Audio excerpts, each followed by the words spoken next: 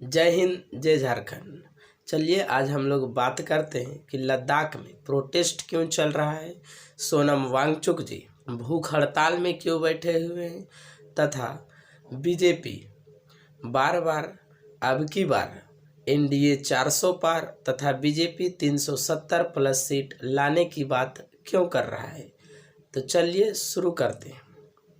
लद्दाख में अभी काफ़ी ज़्यादा प्रोटेस्ट चल रहा है। हालांकि इससे पहले भी वहाँ प्रोटेस्ट चलता था, लेकिन इस बार का प्रोटेस्ट काफ़ी ज़्यादा व्यापक रूप धारण कर लिया है। पहले जम्मू कश्मीर और लद्दाख 370 के तहत आते थे और इन्हें विशेष राज्य का दर्जा प्राप्त था, लेकिन अनुच्छेद 370 को 2019 में हटाया जाता है और इसे केंद्र शासित प्रदेश के अधीन रखा जाता है। हालांकि उसी समय उनकी सीमाओं को भी तोड़ा मरोड़ा जाता है और लद्दाख तथा जम्मू कश्मीर बनाया जाता है और जम्मू कश्मीर को विकास के लिए वहां के विधानसभा बनाई जाती है।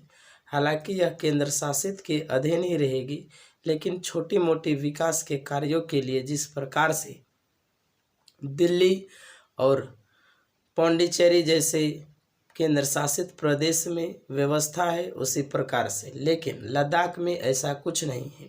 उल्टा यहाँ काफ़ी ज़्यादा टूरिज़्म को बढ़ावा मिल जा रहा है। फॉरेनर काफ़ी ज़्यादा मात्रा में आ रहे हैं और यहाँ उद्योगपति की नज़र जम गई है यहाँ के पहाड़ों पर्वतों में मिलने वाले खनिजों के ऊपर, जिसके कारण यहाँ के पेड़ों की कटाई काफ़ी ज़्यादा होने लगी है और पर्यावरण असंतुलित हो रहा है।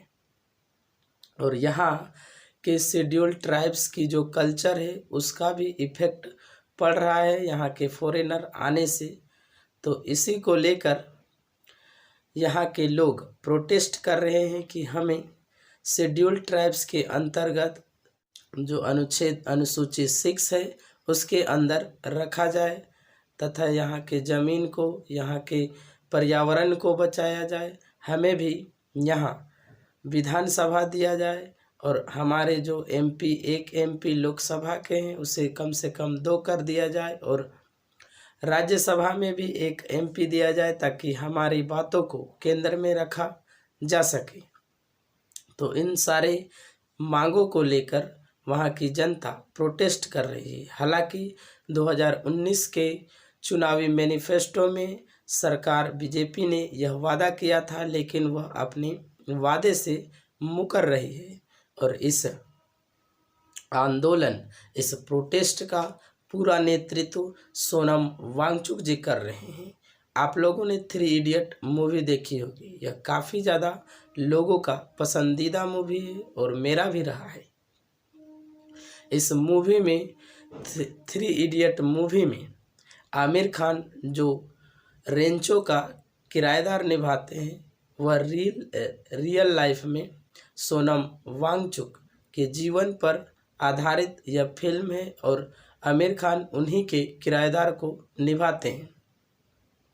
सोनम वांगचुक जी एक शिक्षक भी हैं, एक वैज्ञानिक है, पर्यावरणविद है तथा अच्छे देशभक्त भी, जो यहाँ के सैनिकों के हित के लिए, उनको ठंड से बचने के लिए एक सोलर कॉटेज का निर्माण करवाए हैं तथा लद्दाख में गर्मी के दिनों में वाटर शॉर्टेज की समस्या से बचने के लिए आइस स्तूप जैसे चीज़ों का निर्माण करवाए हैं और यहाँ की शिक्षा में उन्होंने काफ़ी ज़्यादा भागीदारी निभाई है। हालांकि इन्हें देश विदेश में कई सारे पुरस्कारों से नवाजा भी गया है, लेकिन आज वह यहाँ के जनता और अपनी हक अधिकार की मांग के लिए 20 दिनों से भूख हड़ताल में है। लेकिन यहाँ की सरकार जो केंद्र में बैठी हुई है, उनके कान में जू तक नहीं रेंग रही है, वह तानाशाही दिखा रही है।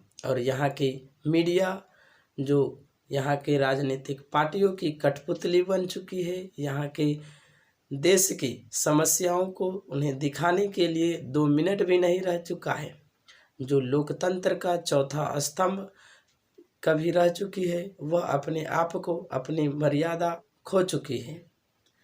चलिए अब बात करते हैं कि आखिर बार बार बीजेपी अब की बार जो एनडीए है वह 400 प्लस सीट और बीजेपी 370 प्लस सीट लाने की बात क्यों करता है। तो आप लोग संविधान के 368 अनुच्छेद के तहत संशोधन की प्रक्रिया पढ़े होंगे। उसमें 3 प्रकार की संशोधन की प्रक्रिया बताई गई है, एक साधारण बहुमत और 2 प्रकार के विशेष बहुमत। साधारण बहुमत में 50% सांसद की सहमति होती है, उसमें छोटे मोटे विधेयक को पारित किया जाता है, जबकि विशेष बहुमत में एक 2/3 बहुमत तथा एक विशेष बहुमत में 2/3 बहुमत के साथ आधे राज्यों की सहमति होती है। इसमें संविधान के बड़े बड़े अनुच्छेदों को, जिन्हें काफ़ी ज़्यादा पेचीदा है, उन्हें हटाने के लिए, वैसे अनुच्छेदों को हटाने के लिए इस तरह की व्यवस्था की गई है। मान लीजिए अगर 2/3 सीट अगर किसी भी सत्ता के धारी पार्टी के पास आती है तो उन्हें संविधान में मौलिक अधिकार में हस्तक्षेप करने की बहुमत मिल जाएगी, और वही 2/3 प्लस आधे राज्यों की सहमति मिलने से उन्हें जो राज्य के नीति निर्देशक तत्व है उसमें हस्तक्षेप करने की अनुमति मिल जाती है।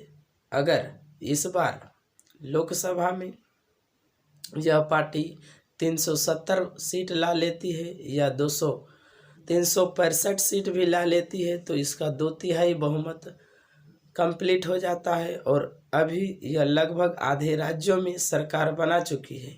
और यह इस प्रकार से 2/3 बहुमत वाले सीट संशोधन वाली प्रक्रिया को यह काफ़ी फुलफिल कर लेगी, और यह आने वाले समय में हो सकता है यह तानाशाही रवैया भी अपना सकती है, जिस प्रकार से अभी के दिनों में यह पार्टी अपना रही है, तो आगे होने के चांसेस बन सकते हैं। जिस प्रकार से लद्दाख के लोगों को सोनम वांगचुक के भूख हड़ताल, जो काफ़ी ज़्यादा अहिंसावादी तरीके से है, उनको वह सुनने के लिए तैयार नहीं है। जनता को मजबूर कर दिया जा रहा है उग्र रूप धारण करने के लिए। बताइए इस तरह के तानाशाही अगर देश में रहेंगे तो लोकतंत्र में अच्छे दिन कैसे आएंगे। आज एक तरफ पूरा देश होली की खुशियां मना रहा है, वहीं एक तरफ देश के बड़े वैज्ञानिक आज भूख हड़ताल किए हुए हैं लद्दाख के हक अधिकार के लिए, अपने हक अधिकार के लिए। तो बताइए अच्छे दिन ऐसे में कैसे आएंगे।